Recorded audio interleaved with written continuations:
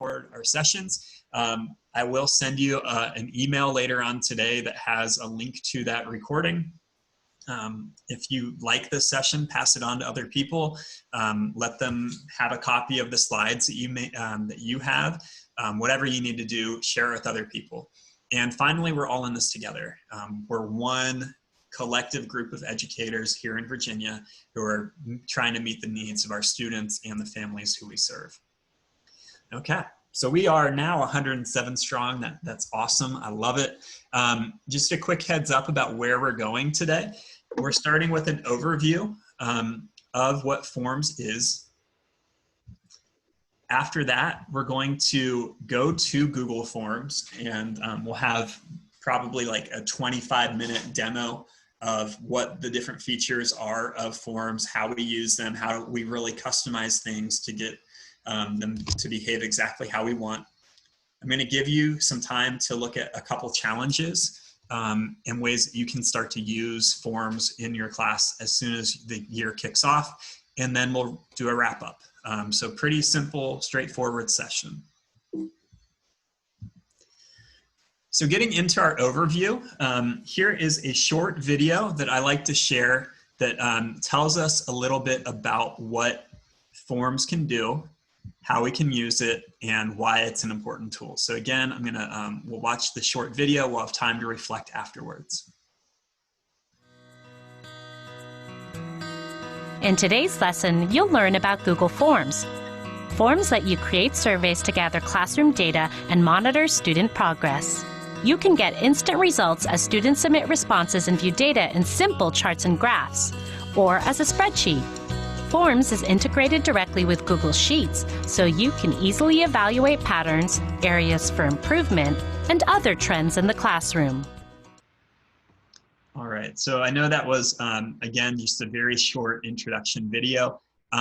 Would anyone like to unmute your mic and tell us maybe how you've used Forms in the past, or how you would describe what Google Forms is? This is Julie. I used Google Forms the very first day for the students to tell me about themselves, and also for the parents to contact me about how they would like me to contact them during the year and any special needs their students might have. Awesome, thank you so much. Let's hear from maybe one or two other people. Hi, this is Kathleen. I've used Google Forms a lot. Every year it seems like I use them more and more. I use them for self-reflection a lot and goal setting, throughout the quarter. I also use them for reading responses. So I'm a science teacher, so if we read an article in a science magazine and I want them to respond, I'll often use a Google form for that as well. So I've found lots and lots of uses for it. Thank you. I'm glad we have some experts in our session today. That's great. Maybe one other person, maybe someone who has less experience with Forms, and you can share out on what you think this tool is based on the video or your limited experience with it so far. That would be me. I'm Joanne. Joanne, welcome. I have used them, but probably wrong. I'm a special education teacher and I work with a lot of nonverbal students. So I use them for collecting my data. I don't use them to work with my students. I use them for myself. Does that make sense? It does. And I have helped a few different special education teachers set that up with their students as well. And I think that's a great way to use Forms, to be able to collect that ongoing data for specific students. You can see throughout the year, how's that ebb and flow going, what types of patterns do we see, and really have detailed information when we go to the IEP or 504 meeting later on. So I think that's great. Thank you for sharing, and you're doing the exact right thing. So thank you, Joanne. All right, so I'm going to reshare my— I have a question. Yes. I'm actually the other Joanne. Oh. But I would like to know, like with this, I've never used Google Forms. Does it give you a graph or something afterwards? It does, and it's awesome and easy. And you're gonna see what those look like in just a couple minutes, okay? Okay, thank you. Tom and Joanne. I can't wait to learn how to do that part. Oh, good. My Joannes are excited about some graphs. This is good. All right, so what we're gonna do next, on slide 7, you'll notice that Forms is underlined here. And let's go ahead and click there. And you can do it on your own or just at this point, watch my screen. Either way is cool. And this takes you to Google's Getting Started with Google Forms webpage. And in here, we have the video that we just watched about what is Google Forms. And then we have 6 different videos that walk you through different steps of using this awesome tool. From everything about how do we access them, how do we create, to getting into those summary graphs that you talked about just a second, Joanne. So that 5th video in there, 33 seconds long, you can watch it and be able to see how we interact with the data that we collect. Continuing down, we have additional videos that are made from educators like us that show us how to do some really important skills within forms. And as we continue even further, we have lesson plans, instructional ideas about how you might be able to use these tools with your kiddos. So lots of great ideas in here. I would, return to this, share it with your PLCs in your class, in your schools, whatever you need to. This is a great getting started guide. All right, so I'm bouncing back to our slides and we're going to head to Google Forms now. Now there are several ways that you can create a Google form. You can do it from being within Drive and hitting new, more, selecting Google Forms. But the way I like to get people started with it is going to forms.google.com. So you can either type that in into your browser, or you can click the link that's on slide 8 and it'll take you there. So let's take a moment to everyone transition to forms.google.com, and then we'll run through what we're seeing here. Okay, so a quick note about what we're seeing. Each of the different Google Drive tools, so Docs, Slides, Sheets, you can access them 2 different ways. So you can find all of them stored in Google Drive, and that will have every file type in there. Or you can go just to the product tool or product page, and you're only going to see that type of file. So when we're at forms.google.com, I can see all of the different forms that I've ever created, and there are a lot of them in here. But the big reason why I'd like to take people here, especially for forms, is that they have amazing templates. Now, all of those other tools have templates as well. So if you go to docs.google.com, you're going to see templates for docs. If you go to sites.google.com, you'll see templates for Google Sites. But the templates for forms are my favorite. I'm going to go ahead and say that I play favorites here. And so we're gonna take a look through these.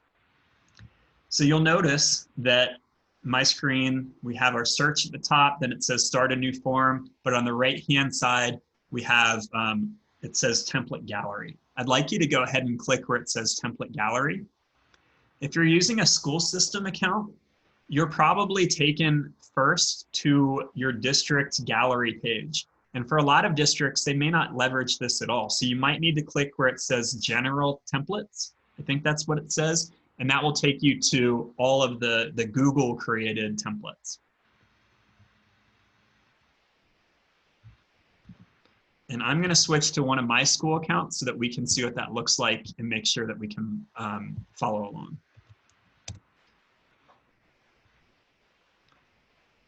Okay, so on my screen right now, you'll see that I have 2 different templates. I have one for my school system, which for mine is just called Atom Cycle. And then I have one for the general. And we want to make sure that we've selected general. When we do that, you'll see that there are many different templates in here that are categorized as personal, work, or education. And what I'd like to do is give you about 3 minutes or so to explore as many of these templates as you want.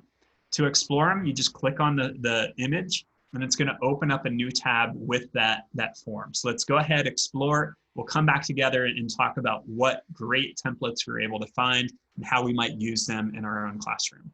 So again, go ahead, explore, and we will come back together.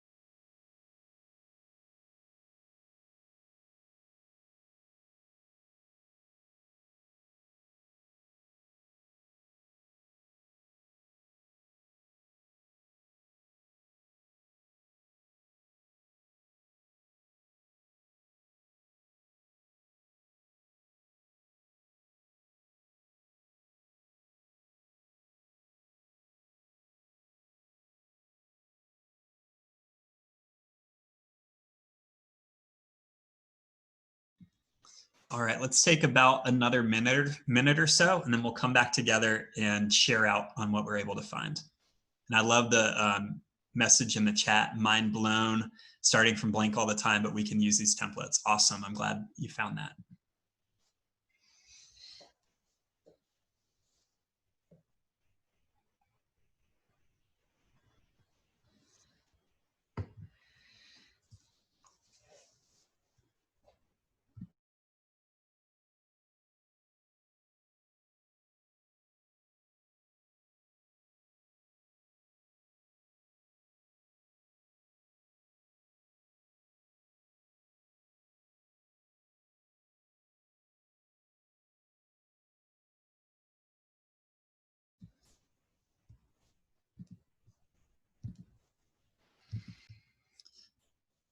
Okay, so let's regather. And at this point, I'd love to hear from a few of you about what templates you explored and how you might use it in your classroom. I explored the contact information. I'm a preschool instruction assistant actually, and that would be a great way for me to gather information from my parents. And also I saw that something about work, like if you need to leave work or whatever, it's a simple form that I hope Richmond Public Schools will agree to use. It's very simple, easy to use. Since we use the Google Classroom, I mean, and all the forms are already created, we don't have to go into another system, put our time in. We can just do that and submit it. So those are two things that I like. Awesome, thank you. And good luck with getting Richmond to transition to this. I think that would be pretty amazing if they did. All right, let's hear from one or two other people who'd like to share about a template that they found. I'm actually looking for a specific template. I don't know if it's on there or not. I'm a school counselor and I'm looking for one that would allow my students to virtually sign up for a one-on-one session with me. Do you know of a template like that? I think of what's available in here, the find a time would be Okay. a good one. Yeah. Yep. That looks good. Okay, great. You're welcome. And the other thing that you can do is within your school system. So if you take this find a time and then adapt it for specifically for counselors, as a district, you can publish some of these templates and that they'd show up here for, what district are you in, Corinne? Colonial Heights. Okay, so it would say Colonial Heights templates, and that counselor book a time or schedule a time would be available for everyone. Okay. Great, thank you. You're welcome. And let's hear from one more person about what you're able to find. I had a question about the saving of the, when you change the forms. I know you said in a previous session that Google saves everything automatically. Yeah, but I couldn't find it because I was doing an exit ticket for my kids. So I was changing the questions and then I went and hit a back arrow or something. I don't know what I did because I'm new to this and I lost everything I did. Okay, so I would guess that most likely it would still be, so if we're no longer in the template gallery and we're back in this view, that you'd be able to find that exit ticket in your recent forms. So again, if you went back to forms.google.com, either typing it or using the arrows to navigate there, I would think that it would probably show up there somewhere.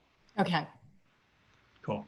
All right, so what we're gonna do next is get into a form. And to me, it really does not matter if you want to start with a template or if you want to start with a blank form. Either way is perfectly fine. But let's go ahead and get into a form and we'll start editing and see how we can use this tool.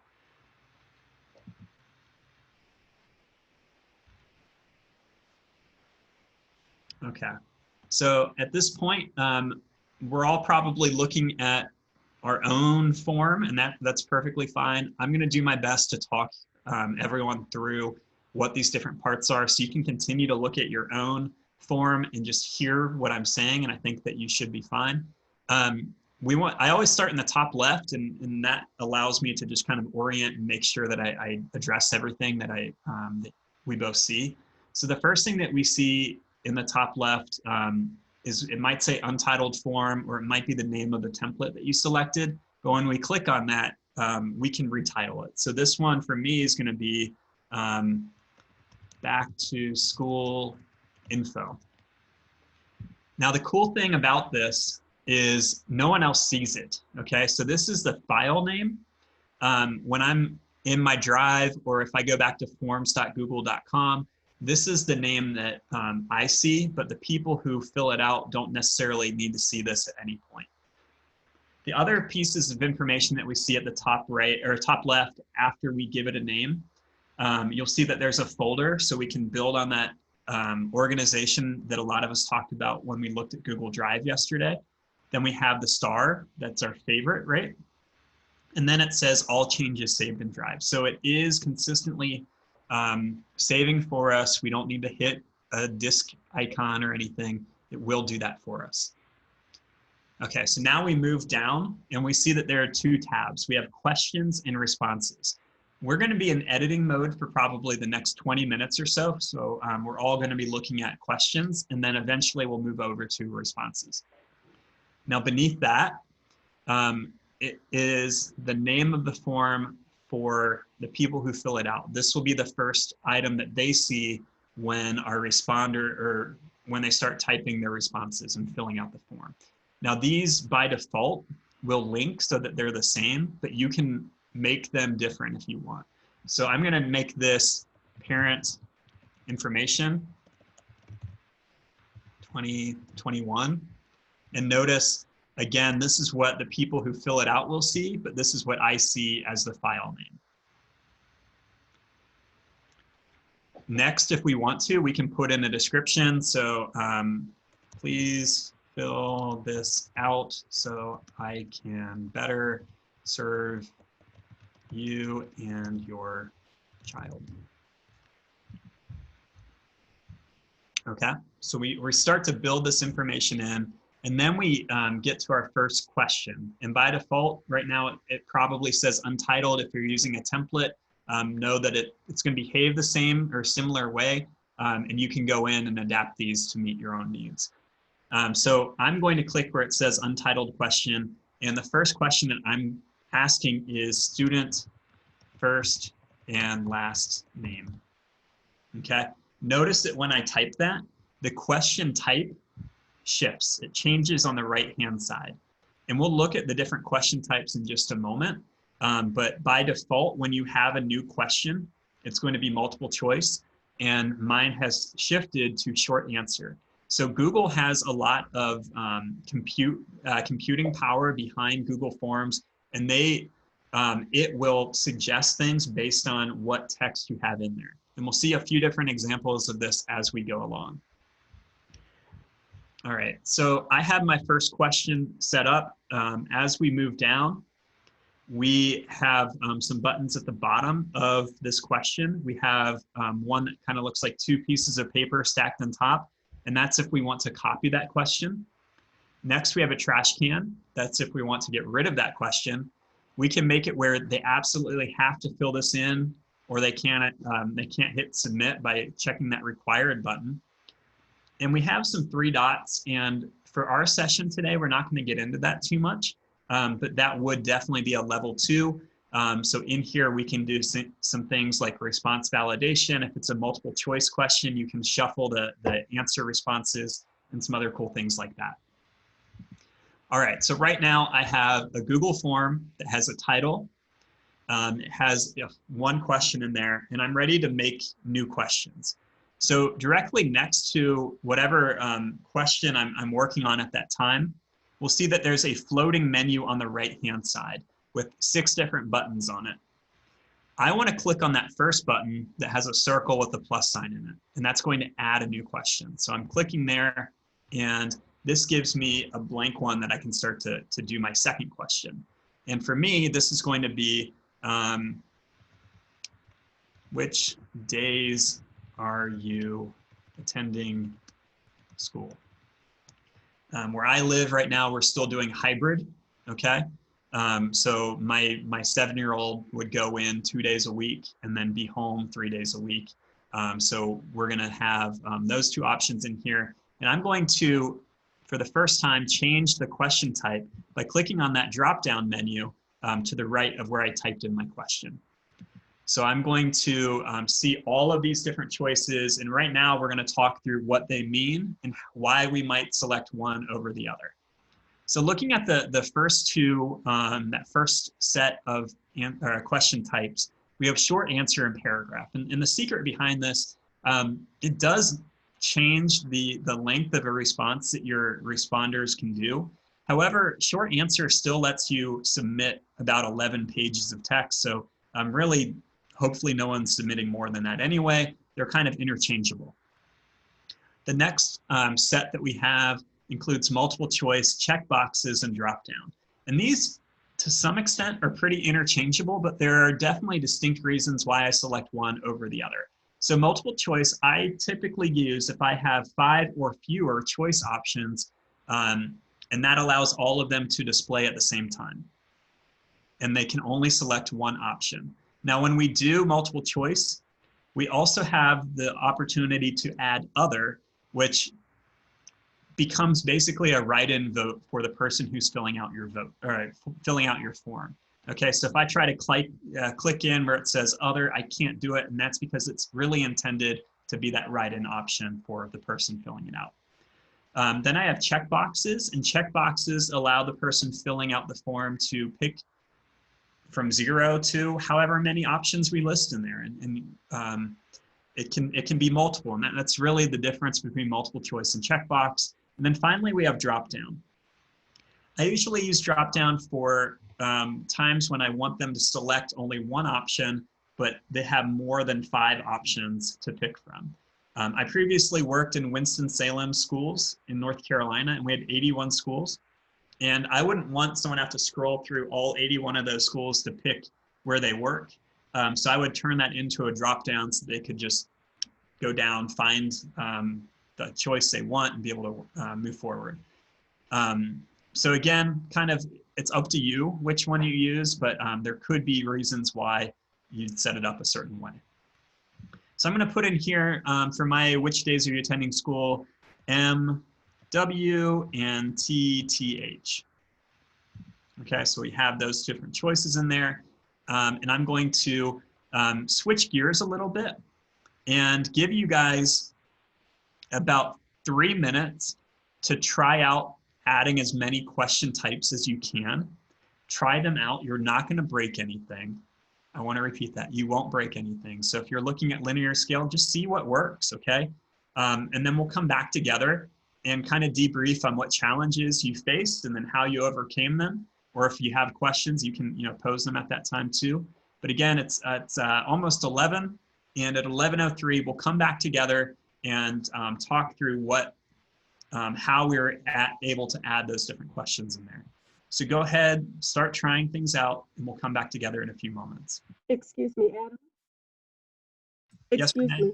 Yes. Does this form have, or in Google Forms, does it have I'm having a hard time hearing you. Can you, yep, go ahead. Does it have the option of changing to another language? Can you drop it into the text chat? I'm really having a hard time hearing you, Renee. All right, yeah.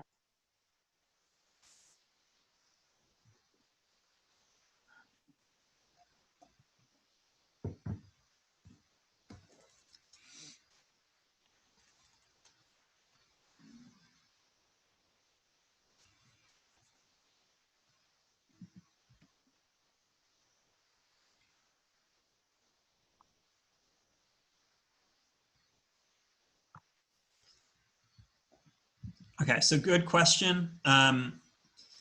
Renee asked, how do I add a new option when it comes to multiple choice?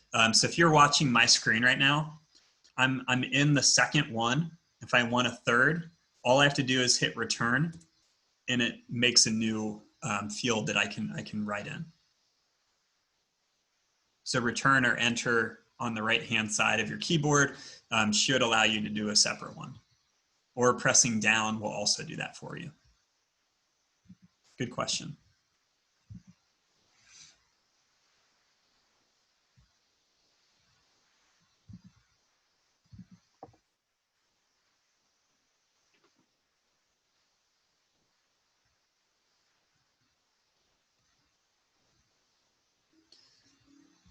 I see a few different accessibility questions coming into the chat.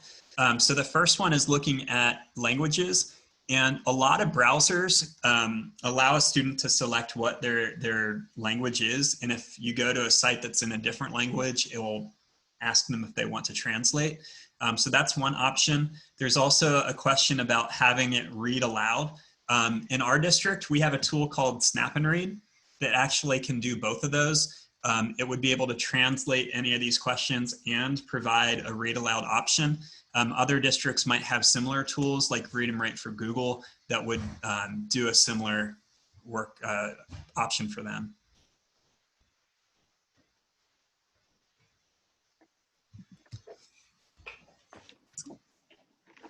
Let's take another moment or another minute or so to try out some other question types, and we'll come back together pretty shortly.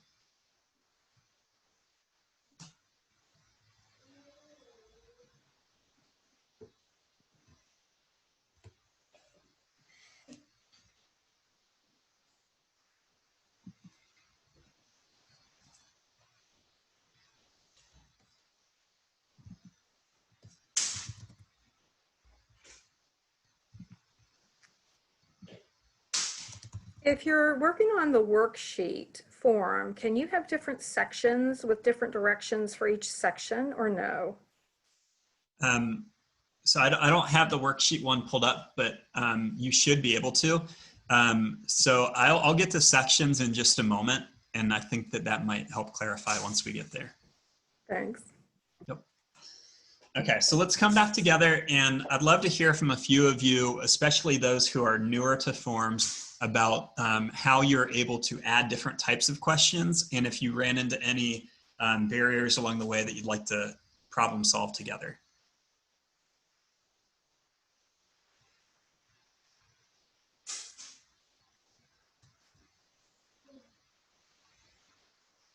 And maybe you didn't run into any barriers and it was completely successful, and I'd like to hear about that too.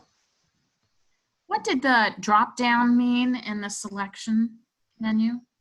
So drop down is going to only display the first answer originally, and then you'd have to click it and then be able to select whichever option you preferred.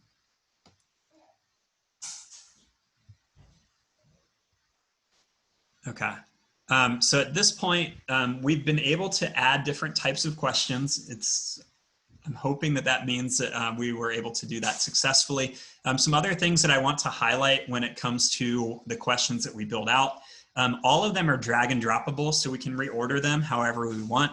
You'll notice that when I hover over any of my questions, at the very top, we have a 3x2 grid, and this is called a handle. When I click on that, I can drag and reorder however I want. And I love that it's customizable in that way. After we've added some questions in here, the next step that we're gonna want to take is continuing down this right-hand menu, that floating menu that we talked about before. So we've already looked at that first button. The second button in here that has a piece of paper with an arrow on it, that allows us to, hey Miles, can you move to another room with that, please? Thank you. The next button that we have is that piece of paper with an arrow, and that allows us to import questions from previous forms. So basically every form that you've ever made becomes a question bank that you can easily import. So maybe a class roster, you don't want to have to keep retyping it. You can go find it from a previous form that you've used and be able to make that happen. Miles, please stop dropping whatever it is you're doing. Please find something else to do or a different place to do it. Thank you. Then we get an option to do a title. And this is one way that you can kind of divide up a page of your form. So maybe the first part of it is about the student. The second part of it is looking at the parents. And we can do that TT to be able to help divide it for our parents. Then we get the options in here of adding different types of media. We can add either an image or a video simply by clicking on one of those two icons. So if I wanted to use a Khan Academy video in here, I can do a YouTube search find a video that helps with that material. I misspelled con, sorry about that. We'll do basic multiplication, and now I can bring that in and allow my students a quick tutorial as they answer questions, or it can just be a reference that they can go back to help supplement as they're going.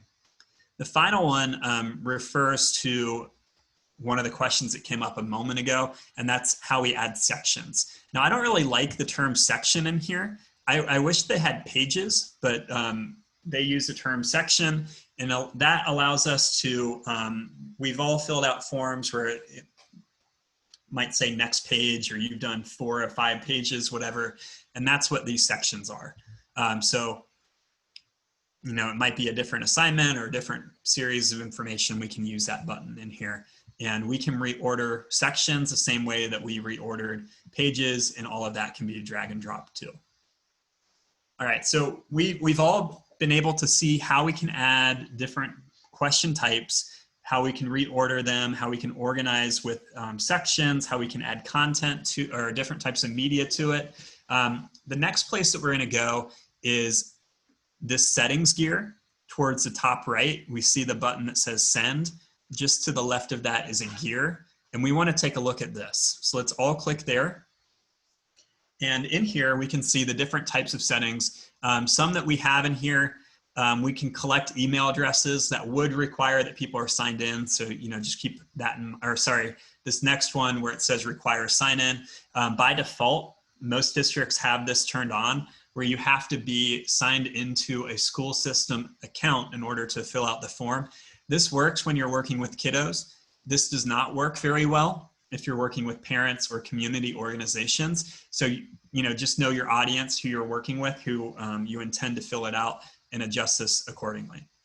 The next one is limit to 1 response. If they're signed in, it can keep track. Well, Adam Seipel has already filled it out once. We're not gonna let him do it again. Next, we get these options in here of can they edit after they hit submit? And then finally, being able to see summary charts and text responses. I want to really caution you about that final option in here.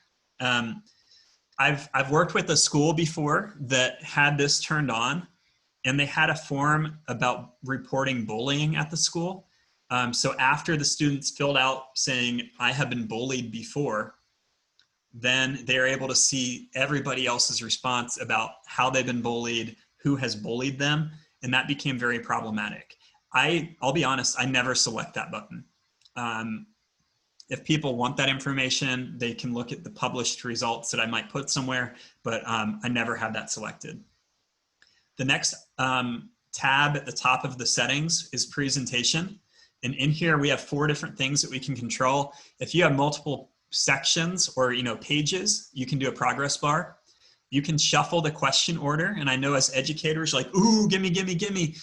One caution about this, if you have other types of media in there, like a video or picture that is tied to that question, those are all viewed as separate, and it might put it in an order that doesn't really work for what you're trying to do. So just be aware, this might have some unintended consequences. And then finally, we get being able to show a link to submit another response. I have that turned on, especially for like back to school nights, where parents are filling out contact info. But then we get to confirmation message, and we can make this anything we want. So thank you for filling this out. Please head to our classroom page for the next assignment. Or I can put a link in here and my students can know, oh, I need to go look at this presentation or watch a video next, whatever it might be. So we can really make this whatever we want. And then finally, we can do quizzes. We won't have much time in our session today to really get into how to make a quiz. I do have videos linked throughout the slides that I shared with you earlier that can show you some of this. But a really cool thing is we do get item analysis. So I can see I need to go reteach question 2 that covers this standard, or I might need to regroup and only work with these 3 students to reteach it. And it allows me to make informed decisions very quickly. I will pull that up real quick. So let me find one of my forms. And I shared the same one yesterday, in my classroom example, but we can definitely use it again here. Oh, here it is. Okay, so here's my form, the quiz. I get the I get the statistical information here, frequently missed questions, so I know what to go back to. Continuing down, I get these graphs. I know one of you asked about that before, that as soon as someone hits submit, it will adjust my graph and allow me to see that information. And again, all of that is done individually and automatically, and it makes it very easy as an educator to get an assessment to my students. Whether or not I keep it for a grade doesn't really matter, but I'm able to make informed decisions based on the data I get back from them. When I'm all done, unlike a lot of other places within Google Drive, we do need to hit save for our settings, and then they take effect. The next place that we're gonna go is that purple send button. And when we want to get our form to someone, this is how we do it, okay? So we're not sharing with them, because that would make it where they're a collaborator and they might change our questions. We want them to just fill it out. So it is really important that we, click send to do this. You can do an email, but honestly, the one that I use almost all the time is this middle option, that link icon. I can get that link, copy it, put it on a newsletter, put it in my Google Classroom, in my Canvas class, whatever it might be, that now people can just click on it, fill out my form, and now I have that information. It's very, very simple. Now, a few other pieces that are going to be important to know about. If at any point you want to see what the people who fill it out, what they would see, you can click that eye icon to the left of our gear, and that's going to take you to the preview view. And in here, we can see when they fill it out, what does my form look like? We can see my videos in here. We have our different question types in here, and so forth.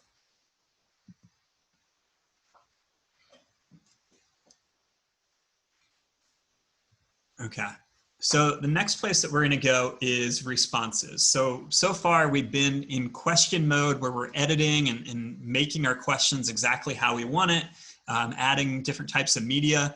But eventually, after we've shared this form, or we've sent this form to people, we want to start seeing lots of responses come in.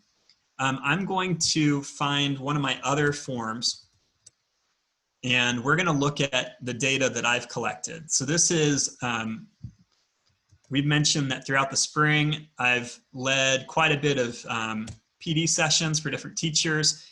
During the summer, I've done it as well, but we have, I want to make sure we don't see any of your responses, so we are looking at the spring ones. And so in here, we have 421 responses.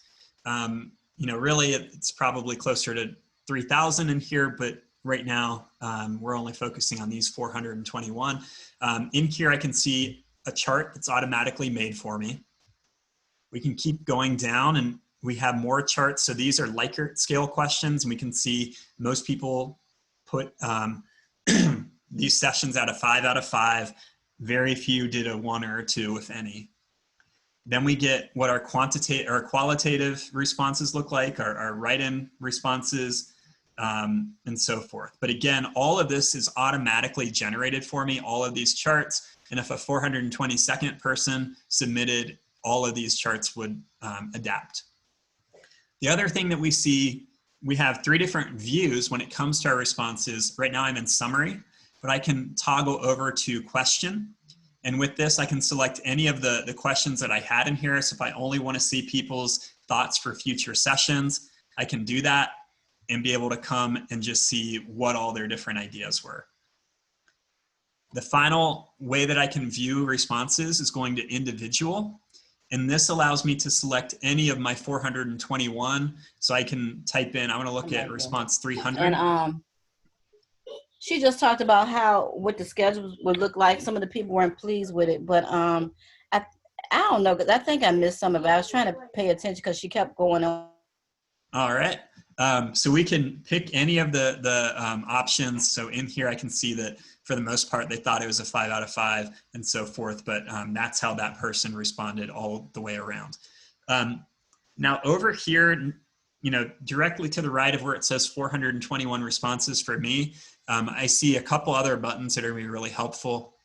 The first is a green grid, and this is a spreadsheet icon. If I click on that, this is, when we watched that short video, it said that Forms is connected to Google Slides. So when I click on that button, all of my responses that I've collected are brought into a Google spreadsheet. And in here, I can go through and analyze it however I want. So if I want to build certain charts or graphs from this beyond what are automatically generated, I can. I can come through and see all their responses and do a lot of other options that Sheets allows me to do that that general view in Forms did not allow me to do. So a very, very helpful way to dive really deep into the feedback that you get or our students' responses. Something else that we can do from this right-hand side, right now it's toggled on that I am accepting responses, but I really don't need people to fill out spring feedback anymore. So I'm gonna check so that I'm not accepting responses anymore. And if someone went to that form, they wouldn't be able to fill it out at this point.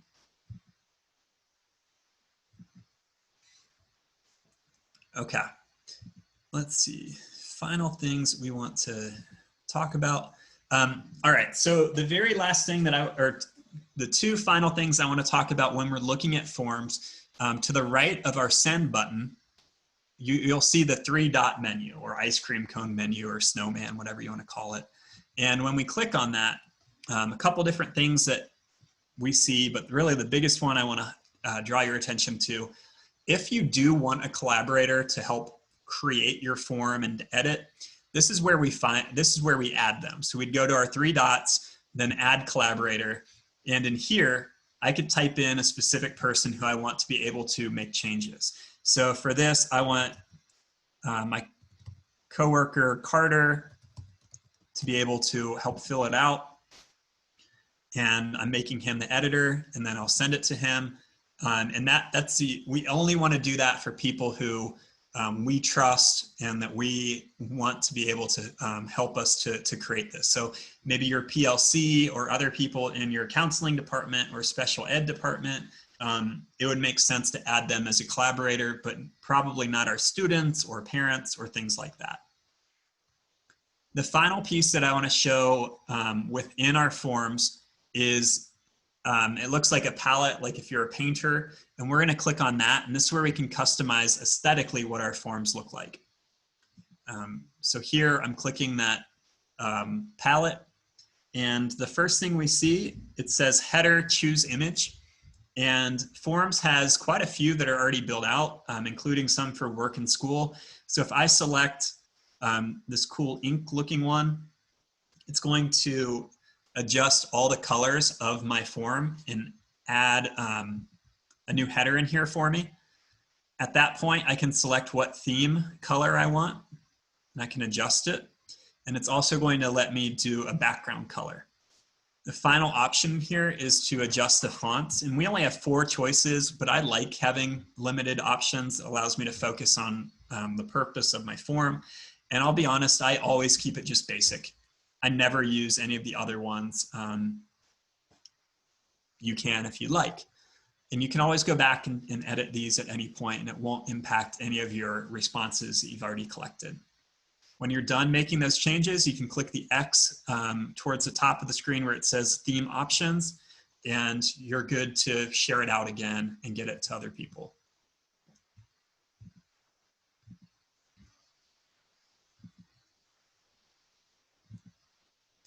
So at this point, now that we've done a pretty deep dive into Google Forms and seeing all the different features, I'm going to head back to our slides, and we'll continue to look through what resources I built into our slides so that moving forward, you're able to continue on even though we won't all be together. Okay, so back on our slides, starting with slide 9 or slide 10. I have videos on how to do a lot of these important skills. So if in the future you need to be reminded on how to add questions, there's a video here on that. How to analyze data, that's there. A longer walkthrough on how to create quizzes and how to bring it into Google Classroom as well. And then we get into our challenges. So the three main ways that I'm really encouraging you guys, that I'm encouraging all of us as educators to maybe start the school year off, would be doing that contact information template that a few of you were drawn to. I know a lot of other people enjoy the exit ticket option, so we can go to templates and find exit ticket and customize. Or if you're feeling really ambitious, you can jump all the way into building your first quiz, being able to select what the answer key would be, how many points each things are valued, each of the questions would be valued. And to get more help with how to do that, I have a link on this slide.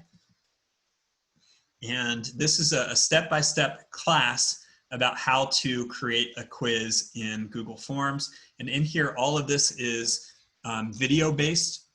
So it's going to have a 20-second video on each step that you would take towards building a quiz to use with your kiddos.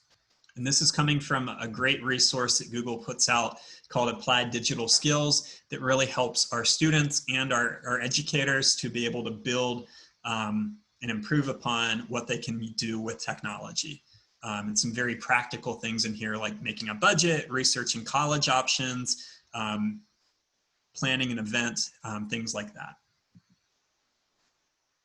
So these are more for challenges on your own time. We won't really be able to dive into those collectively right now, but again, moving forward, these would be three ways that I'd encourage you to try out forms at this point.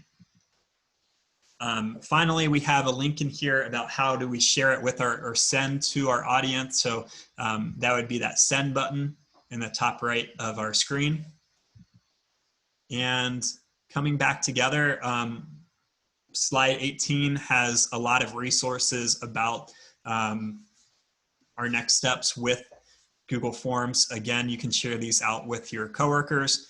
But I do want to pause real quick and just hear from a few of you. You know, we've explored templates that are out there. We've talked through some ideas, but how might you guys, what ways are you thinking about using forms at this point in our lesson, or, you know, looking forward to the coming school year? What are some ways that you plan to use forms? Hi, it's Heather. So I used Google Forms. A teacher recommended, we're required to keep track of our parent-teacher communication and keep a log. So he recommended creating a Google form. So just do it all digitally and then I can print it off at the end. So I created my form. I was entering information throughout the whole school year. And at the end of the school year, I go to pull it up so I can share it. And there is no responses recorded. So I feel like I missed a step somewhere and I'm not sure what I did wrong. Huh. So along the way, after you contacted parents, you were filling something out and it just didn't record? Yeah, every time I contacted, I went into the form, hit submit, and then nothing was there. So a couple ideas that come to mind. I know sometimes I've made 2 copies of the same thing. And so if I look in Drive, I might have 3 or 4 files with the same name on it. And I have at times opened up the wrong one and can't find what I'm looking for. So that's a possibility. There's also a button in Forms where you can delete all of your responses. And I hope that didn't happen, but that is, you know, within the realm of possibility. I'm sorry about that. It's okay. They trusted me at least. I'll go take a look at mine and see if maybe I, you know, hit a button. Thank you. Yep. Any other folks who want to share out about how you might plan to use forms moving forward? I ask a question about her problem that she just was mentioning. Is it possible, do you have to submit send? Maybe, but I mean, if you don't push send, then it's not activated? No. So if you click the eye icon that we talked about before, even if you've never shared it with someone, you can fill it out at that point, as long as you're not in the editing mode. Any response, even if it's just for yourself, would be recorded. And I make a lot of forms that are just for me. And I know someone earlier said that they do it for reflection. So I would assume that that's also just for you. But yeah, I mean, that's a good thought. Thank you. All right. Would it Adam? be the accepting responses button? That doesn't remove ones that have previously been done. So I'm not really sure. But definitely if you did hit that delete responses, then they're gone. And there's not I don't think there's an undo for that. So I mean, when you make the form, you have to make sure that that accepting responses button is toggled over. You do, but if we are in a form and we're no longer accepting responses, so if I check it, not accepting, and then I go to the preview, it's gonna say this, and I can't even submit anything. I'm not sharing my screen, so you can't see what I just did. Sorry about that. Okay. So this is the view that I get when I try to fill it out once it's toggled off for accepting responses. All right, so at this point, we're gonna come back together. We will have a little bit more time for Q&A in just a moment, but I do wanna make sure that we do our wrap up. You can continue to reach out to me at any of these 3 ways, adamseipel@gmail.com, on social media, or my website, bit.ly/adamseipel. I will email you some follow-up resources later on this afternoon, including the session recording. I want to thank John and Eric. I know that the chat was buzzing today, so thank you guys for being able to help serve everybody as I was yammering on and on about how great Google Forms is as a tool. Thank you to Pam and Liza and Vasco in general for allowing these sessions to be completely free, and that we've been able to serve so many educators from throughout Virginia. Thank you so much for offering this service. And then thank you guys. So I'd love to get some feedback from you. If you could, please go to bit.ly/3E76XNX, and that will take you to a form that I've been using that you can fill out and tell me how I've done. Also in there, if you want renewal credit, the final question asks you, do you want a renewal certificate? If you select yes, it's going to take you to another section, another page. And please make sure you spell your name and email address correctly on that second page so that we get you your certificate. At this point, you can fill that out. If you also have questions, you can stick around and unmute, ask your questions. Otherwise, thank you for joining me today, and have a great rest of your day. Thank you guys so much. Hey, Adam, just to let you know, I just went and looked at I did exactly what you said. I was using the wrong copy of the form. I went and found another copy in all 130. So thank you. I now at least haven't lost my mind. Okay. So go back and delete the wrong ones. Yes. In the future. Awesome. Thank you so much. You're welcome. Bye. Bye. Hi, Adam. When working with primary students who are still learning how to read, is there an option where they can have the question read to them, like a read aloud, if I can't be with them in person? So not directly built into Forms, but there are tools in Google Chrome called extensions, and a lot of districts subscribe to some of those. So 2 pretty popular ones are Snap and Read and Read and Write for Google. So I would, if either of those sound familiar, they both allow that read aloud option. I also know a lot of elementary or ELL teachers might use the ability to add pictures as an answer choice, so that they may not have to read much text, but then when it comes to how they respond, they just select the right image. Thank you so much. You're welcome. Mr. Adam, excuse me, will you say that again, Snap and Read, and what was the other one? Snap and Read and Read and Write for Google. And let me drop that into the chat.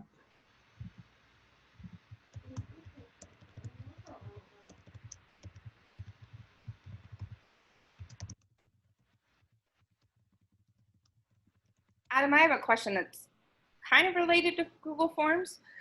So when you're asking us if we want recertification points, we're filling out a form to do that. How are you converting that to a certificate? Magic. Please share your ways. Okay, yeah, let me pull that up real quick. And the reason I asked that is because, as I said, this is Kathleen, by the way, I used it a lot for like, you know, reading, like self-reflection and that kind of thing. And I would have liked to have been able to send the kids something that said that they completed it, especially in the digital world. Yeah. So I'm just curious how you got it to do that. So two ways. If you're looking for something really easy, the simplest way is when we go to the settings icon. If we do collect email addresses, then we also get the option for, where'd that go? Response receipts. So directly beneath where it's collect email addresses, response receipts, and we can make it where it always emails whoever fills it out a copy of what they put. And so that's one way that they can verify and have a record of it. That's a simple way to do it. The more complex way, and what we did for these sessions, isn't in forms, it's actually in Sheets. So in all the Google Drive tools, they have something called an add-on. And I used an add-on called Autocrat that takes the responses that people submitted through the form. And then I made a template that it says, when people have the session name, put this into this part of our resource. There are a couple tools that do this type of thing. I'll just show you my template real quick. I don't have time to run through Autocrat. That would be a whole session or multiple sessions on their own. But again, a really cool, helpful tool that we can use. So let me bounce, I think it's over here. But that's what I used. And again, there are multiple of these. I think there's I don't know. There are a couple of them out there. This is my preferred one. There's also one called Certify 'em. Okay. And that one's kind of neat because it will tell them what their score is. Okay. Yeah, you know how you can, like how Excel, it will grade it. So you can do like everybody above a 90% as an example, and it will send out that certificate and it will say, you know, above a 90%. Awesome. I've seen that one. I haven't used it. So in here, this is what my template looked like. It uses these tags, the less than and greater than symbols.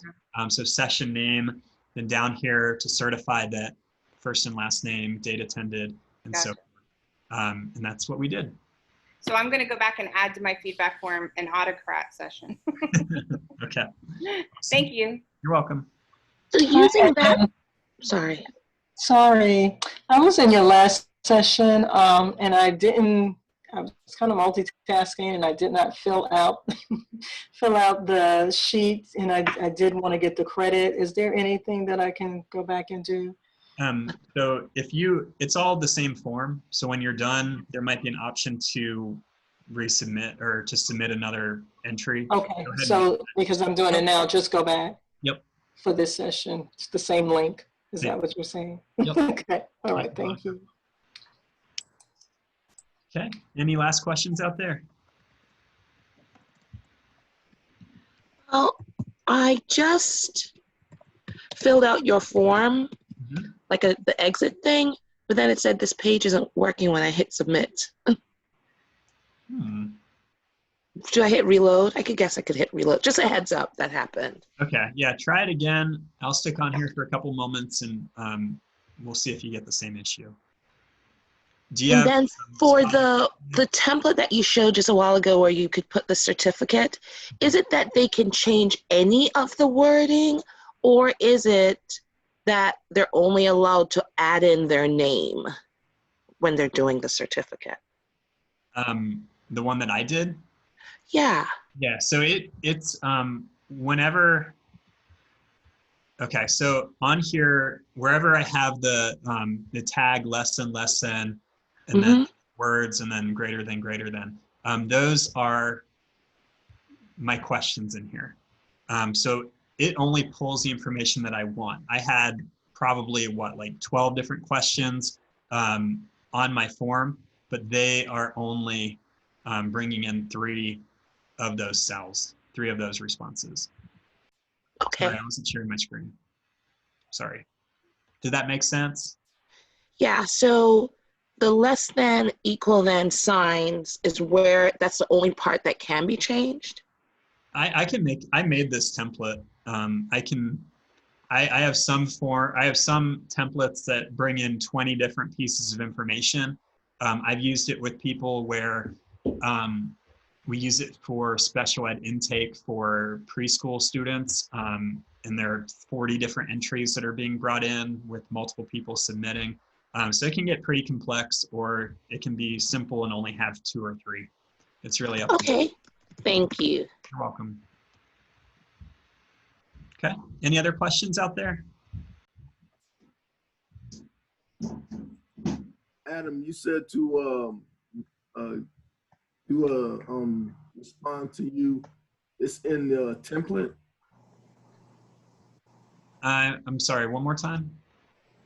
So if I want to, say how well you did, is that in your template? You'll get an email this afternoon, Leroy. Well, there'll be a link directly to the feedback form.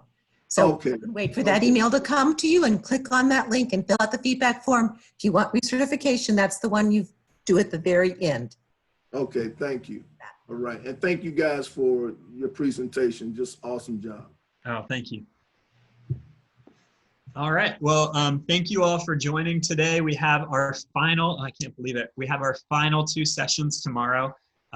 So if you haven't yet signed up, we invite you 2 really great sessions about community and how we get started with the new year. Thank you again for joining, and have a great rest of your day. Bye.